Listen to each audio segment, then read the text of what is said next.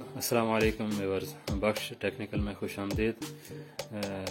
जिसने भी हमारा चैनल सब्सक्राइब नहीं किया जल्दी से हमारा चैनल सब्सक्राइब कर दें।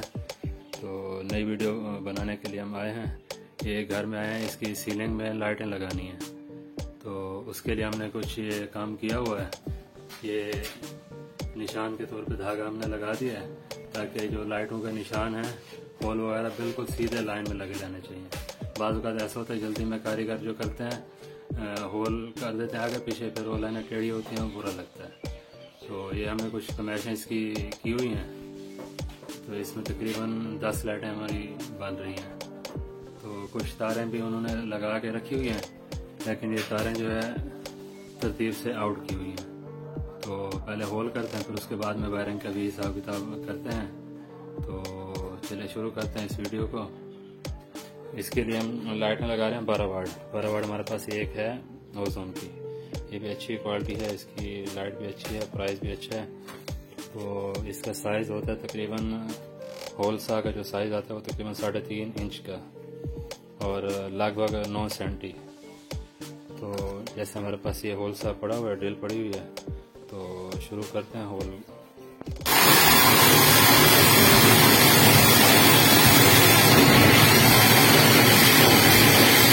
ख़ास तौर पे जब होल करते हैं ना, तो मुंह को मास्क से या किसी अच्छे से कपड़े से ढांप लें ताकि गर्द गुबार वगैरह मुंह में या गले में ना जाए, इससे इन्फेक्शन हो सकता है। तो प्लीज़ ये लाजमी एहतियात कर लें इस चीज़ की।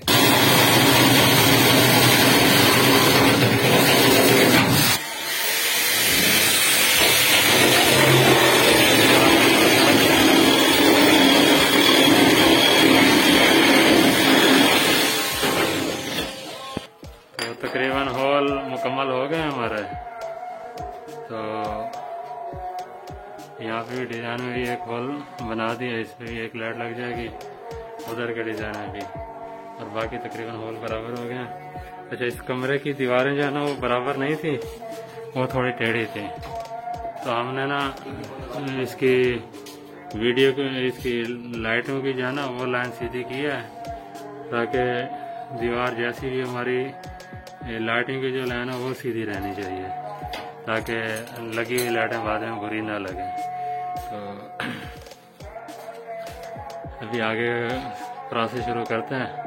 तो सीलिंग के होल हमारे तकरीबन मुकम्मल हो चुके हैं।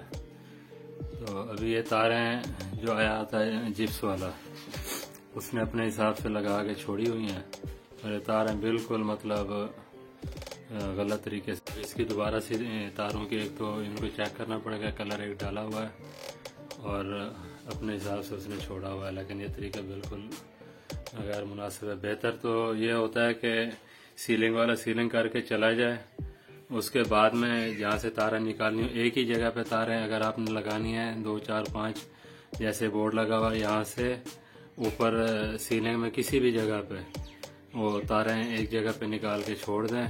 4-5 पॉइंट चाहिए, 5 चाहिए, 10 चाहिए, उतनी तारें ऊपर निकाल के छोड़ दें। उसके बाद में जो डक पट्टी का ऊपर कवर होता है ना, तो उसके साथ तारें खींच के जो इलेक्ट्रीशियन होता है तो अपनी मर्जी के हिसाब से मुनासिब और अच्छे तरीके से वो तारें लगा सकता है। उससे ये होता है कि तो तार ज़्यादा नुकसान नहीं होते। अभी ये 2 तारें जहाँ पे भी है वहाँ से 2 तारें सीधी निकाल के यहाँ पे छोड़ी हुई हैं, तो इससे तार का भी नुकसान हुआ। अभी कलर एक डाला हुआ, उसमें चेक करने के लिए अभी परेशानी ज़्यादा हो गई, तो अभी दोबारा से फिर इसको दोबारा से सही करना पड़ेगा, सारा को सेट करना पड़ेगा। तो शुरू करते हैं। तो ये लाइटें लगाना भी शुरू कर दी हमने। इसमें वायरिंग तकरीबन कुछ कर दी है, कुछ साथ साथ सेट करते जा रहे हैं, क्योंकि तारें लगाई थी उल्टी पुल्टी। तो इसमें हर लाइट के लिए अलग से एक पॉइंट दे रहे हैं। तो इसमें एक सबसे अच्छी बात यह है कि इसमें जो है ना जॉइंट लगाने के लिए आप कनेक्टर का इस्तेमाल करेंगे तो सबसे ज़्यादा बेहतर रहेगा। जैसे हम ये कनेक्टर लगा रहे हैं, तो इसमें लाइट का भी ख़राब होती है, कुछ होता है, तो रिप्लेस करने में ज़्यादा परेशानी नहीं होती।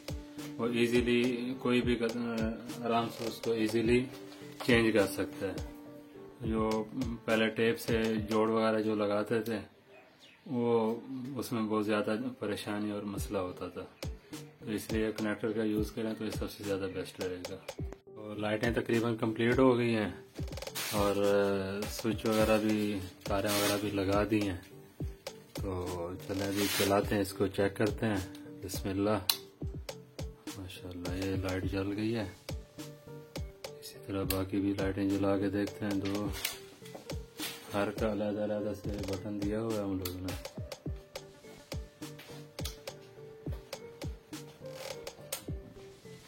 ठीक है, और बाकी इधर की भी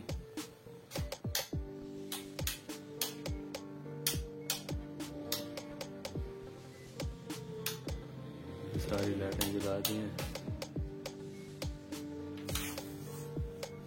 ठीक है, ये सारी लाइटें हर बटन का अलग-अलग दिया हुआ है।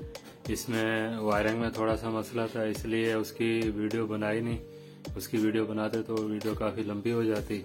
तो नेक्स्ट कहीं सीलिंग में काम करेंगे तो उसमें ये भी बताएंगे कि इसमें वायरिंग करने का तरीका क्या है। लेकिन बेहतर तरीका यही होता है कि जब सीलिंग हो रही हो तो उसमें तारें ना लगवाएं।